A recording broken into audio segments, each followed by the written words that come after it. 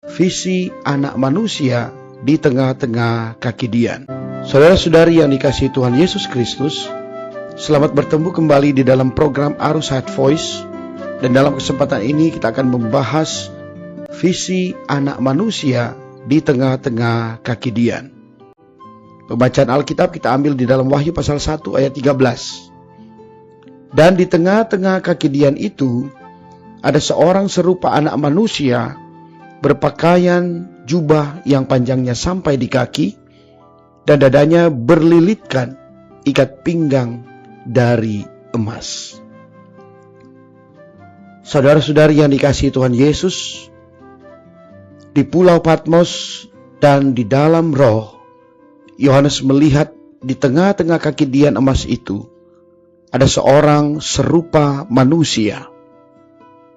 Siapakah seorang manusia itu? Yeskiel pasal 1 ayat 26 berkata, seorang serupa anak manusia. Seorang ini adalah Tuhan Yesus Kristus kita. Daniel juga pernah berkata bahwa dia seperti anak manusia di dalam Daniel pasal 7 ayat 13. Haleluya. Tuhan Yesus ada di tengah-tengah kaki Dian. Ini menggenapkan janji di dalam Matius pasal 28 ayat 20. Sungguh sangat mustika. Kita perlu menyadari bahwa Ia selalu beserta kita, karena Dialah Sang Immanuel. Saudara-saudari, mengapa di kitab Wahyu dikatakan bahwa Dia serupa anak manusia? Ini memperlihatkan bahwa Tuhan Yesus bukan hanya anak Allah, Dia juga adalah anak manusia. Ketika Kristus datang berurusan dengan kita di dalam gereja-gereja, Ia melakukannya bukan hanya di dalam keilahiannya, tetapi juga di dalam keinsaniannya. Seringkali di dalam pengalaman hidup kita sebagai orang Kristen, kita memiliki kegagalan, memiliki kesulitan untuk menutupi kegagalan dan kesulitan kita. Kita mungkin memaafkan diri kita dengan alasan bahwa kita adalah manusia yang penuh dengan kelemahan. Kalau Tuhan dapat melakukan semua hal karena Ia adalah anak Allah, saudara-saudari, tetapi di sini terhadap gerejanya yang adalah kaki Dian emas Tuhan datang kepada kita sebagai anak manusia, bukan sebagai anak Allah. Ini menunjukkan bahwa Dialah pelopor dan teladan kita. Karena itu, tidak ada alasan bagi kelemahan kita. Saat ini, keperluan kita adalah menyadari hal ini dan memulai untuk belajar hidup olehnya. Asal saja hari demi hari kita hidup olehnya, kita akan diserupakan dengan Dia, sehingga kita akan diagungkan sama seperti Dia. Di dalam ayat 13 mengatakan bahwa Kristus berpakaian jubah yang panjangnya sampai di kaki. Jubah di sini adalah jubah imam, seperti yang terdapat di dalam Keluaran pasal 28 ayat 33 sampai 35. Meskipun istilah imam tidak disebutkan di sini, namun melalui kata jubah kita mengetahui bahwa di sini Kristus dilukiskan sebagai imam besar. Dadanya berlilitkan ikat pinggang dari emas.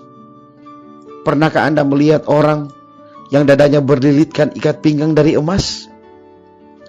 Imam-imam dalam perjanjian lama berlilitkan ikat pinggang pada pinggangnya ketika mereka bertugas. Dalam Daniel 10 ayat 5, Kristus pun berikat pinggang emas. Tetapi di sini sebagai imam besar kita, Kristus memakai ikat pinggang di dadanya. Dada melambangkan kasih. Jadi dada berlilitkan ikat pinggang emas, melambangkan perawatan dalam kasih ilahi. Hari ini anak manusia Yesus Kristus yang sedang berjalan di tengah-tengah gereja adalah seorang imam. Imam ini sangat manis dan menarik karena ia merawat orang banyak. Di satu aspek sebagai imam besar, Kristus berdoa syafaat di atas surga untuk gereja-gereja. Dan di aspek lain, dia juga berjalan di antara gereja-gereja, merawat gereja-gereja. Karena itu, untuk berbagian di dalam pergerakannya dan menikmati perawatannya, kita harus berada di dalam gereja. Akan tetapi kita juga perlu melihat dari sudut pandang yang lain. Saudara-saudari, Alkitab memberitahukan bahwa dia sebagai anak manusia, bukan hanya sebagai imam bagi kita. Sebagai anak manusia, dia juga adalah hakim yang akan segera menghakimi dunia. Sebelum dia menghakimi dunia, dia akan menghakimi gerejanya. Karena penghakiman harus dimulai pertama-tama pada rumah Allah. 1 Petrus pasal 4 ayat 17. Dia menghakimi berdasarkan kebenaran Allah. Ikat pinggang emas melambangkan kebenaran Allah.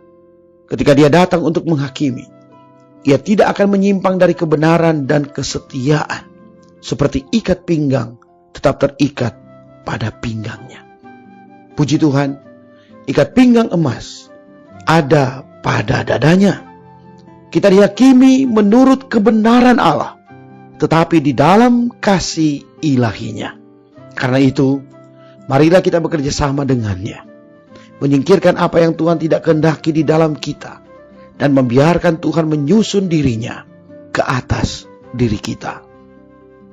Puji Tuhan, dia terhadap gerejanya, dia bukan hanya Allah yang penuh dengan keilahian.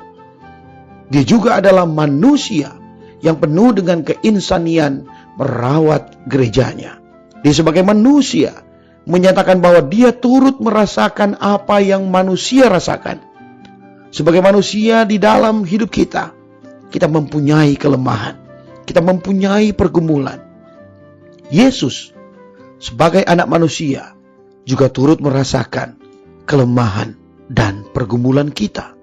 Bahkan dia juga terus berdoa bagi kita dan merawat kita, meletakkan kita di dadanya, supaya kita menjadi terang gereja, menjadi kaki dian emas yang terang. Sebagai manusia, dia juga adalah hakim. Dia akan menghakimi bumi. Bahkan penghakimannya dimulai dari rumahnya sendiri, yaitu gereja yang adalah kita. Setiap penghakiman Tuhan bertujuan untuk memurnikan kita. Tatkala ada penghakiman Tuhan atas diri kita, dia juga akan menguatkan kita. Dia juga memelihara kita dengan kasih-Nya. Bahkan dia juga yang berdoa syafaat bagi kita, supaya kita yang adalah gerejanya dapat menjadi terang di dalam dunia yang gelap ini. Mari kita berdoa. Tuhan Yesus, kami bersyukur karena Engkaulah Allah kami yang lengkap dan manusia yang sempurna. Bahkan bagi gerejamu Engkau datang sebagai anak manusia. Engkau mau merasakan apa yang kami rasakan, apa yang kami alami. Oh Tuhan, bawalah kami menjadi orang yang terus datang dan terbuka kepadamu. Datang dan terbuka ke dalam pemeliharaanmu. Datang dan terbuka terhadap penghakimanmu. Supaya keberadaan kami boleh menjadi berkat bagi banyak orang dan menjadi kaki dianmu yang bercahaya di dalam dunia yang gelap ini. Terima kasih Tuhan. Di dalam nama Tuhan Yesus Kristus kami berdoa. Amin. Demikianlah firman Tuhan. Sampai bertemu di kesempatan berikutnya. Kasih karunia menyertai kita sekalian.